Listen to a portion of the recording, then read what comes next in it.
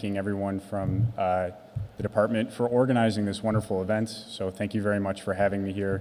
I'm very honored to be able to give a paper, and I'm very excited to be able to visit with so many accomplished scholars in the field and talk through some of these ideas that I'm going to be presenting today. The Iron Age II witnessed a sudden explosion of evidence for settlements. This contrasts sharply with the preceding centuries, where settlement data is restricted to only a handful of sites. Concurrent with this wealth of settlement data is evidence for the development of fulage irrigation and the domestication of the dromedary camel.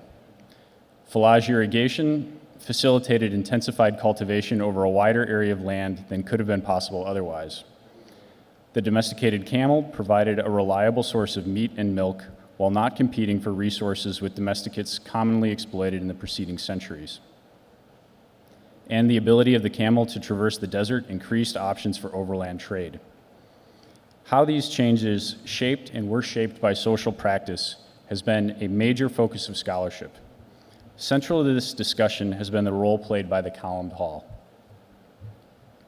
Because of its size, its unique and possibly foreign architectural layout, and the wealth of its contents, these structures have been singled out as public buildings related to the management of newly emergent economic opportunities presented by the fulage and the camel. Interpretations of the columned hall draw upon ideas of emerging social complexity in the archaeology of the ancient Near East and prehistory more broadly, a topic that Dr. McGee touched on briefly yesterday. If I were to summarize this idea of emerging complexity in only a few sentences, and that's certainly no easy task because it's a subject of a lot of scholarship, it would be that technological and environmental changes create new opportunities for the accumulation of wealth, both in terms of agricultural surplus and access to trade goods.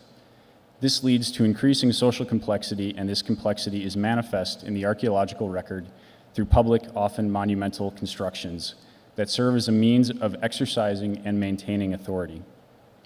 In my paper today, I want to examine the location of columned halls within settlements with the specific aim of further exploring authority and social complexity in southeastern Arabia during the Iron Age II period. Within the United Arab Emirates, the columned hall is known from the Iron Age II sites of Rumaila, Bid ibn Saad, Moella, Masafi, Bitna, and Thukeba. Hilly 14 is likely to be another example of a columned hall, but remains to be excavated. As the name implies, the defining feature of the columned hall is a central room that has multiple columns. The size of this room varies considerably, with the largest known example from Moella. The columns, their arrangement and their number also varies considerably. So for example, we have a number of columns in Moella, two rows of which are engaged in the wall. We have far fewer columns at some of the smaller columned halls, such as the one at Thukeba and Masafi. We also have a slightly different arrangement of columns at Bitna 44 in the final level of this building, where we have 2 rows of columns. I think there's 6 in each row. And several rooms surround these large columned rooms, as you can see in these plans. Although the arrangement of these rooms don't necessarily adhere to a strict pattern.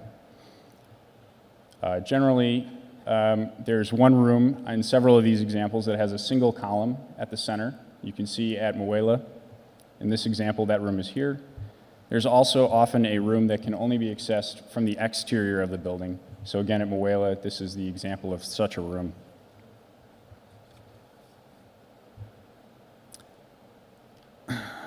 There's no evidence for such buildings from the Bronze Age. The available archaeological evidence suggests that the columned hall appears for the first time in the Iron Age II period, and the novelty of this building has led to the suggestion that it was introduced from either Iran or elsewhere in the Arabian Peninsula. This particular organization of space, with a columned hall at the center and several ancillary rooms surrounding it, is known from several sites in Iran, Godin Tepe, Nushijan, Babajan, and Hasanlu.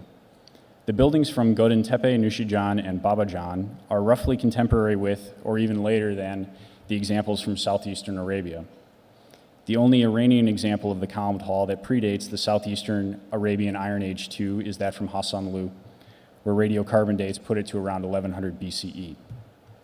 Anne Benoit has pointed to columned buildings from Juja and Taima as possible evidence for this building type originating from within the Arabian Peninsula.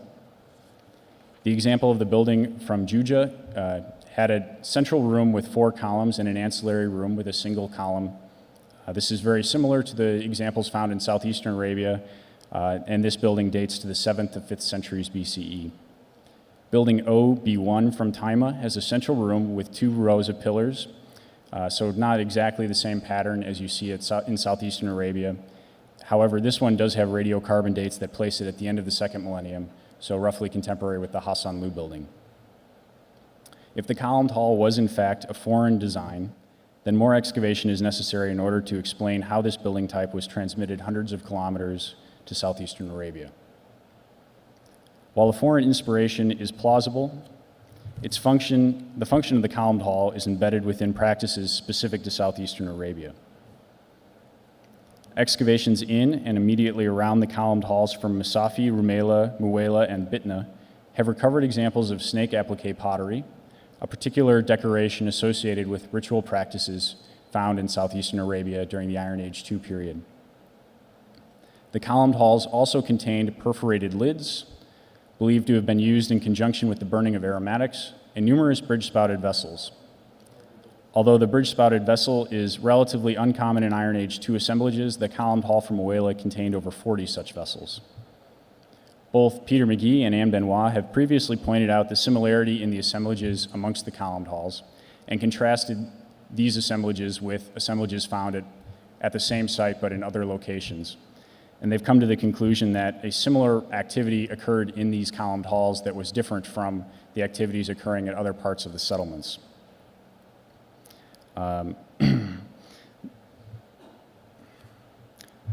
The artifact assemblages in the columned halls have further led to this idea that the activities that were performed in them were the gathering of peoples, possibly for banqueting purposes, among other things. These gatherings have been regarded as essential for managing the social and economic organization of the community, with economic activities embedded within and specific to the immediate landscape of the site. So, for example, the columned hall at Bid Ibn Saud, and here you can see from the aerial photograph, this is the location of the columned hall, is very close to a phallage system.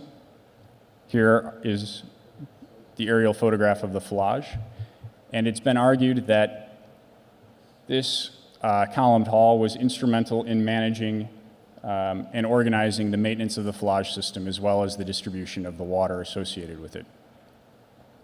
Now, this contrasts with the example from Moella, where rather than having large quantities of storage jars and seals, such as Bid Ibn Saud, which has been associated with managing agricultural surplus and water, Moella has large quantities of metal. So roughly 1,500 pieces of copper or bronze, as well as a unique quantity of iron tools and weapons. So Moella also has numerous camel bones, and it's been interpreted as, rather than being related to the management of a phallage system, it served as a kind of entrepot for exchange that was tied to the domestication of the camel. Now, there are 2 observations that emerge from this discussion. First, that the columned halls were places for the gathering of groups of people, and second, that the columned halls were points where wealth was concentrated. These 2 observations are particularly striking when we place the columned hall within their wider architectural context. We have 3 sites, Masafi, Bitna, and Moella, where columned halls have been excavated alongside large horizontal extents of the settlement. At Masafi, the columned hall is approximately 100 meters from an enclosed settlement area labeled Masafi 2. So here on the map, Masafi 1 is the columned hall, Masafi 2 is the settlement, and this settlement, as you can see on the right of the slide, has a surround wall, presumably for defensive function. The buildings inside the settlement have been interpreted as being for domestic purposes.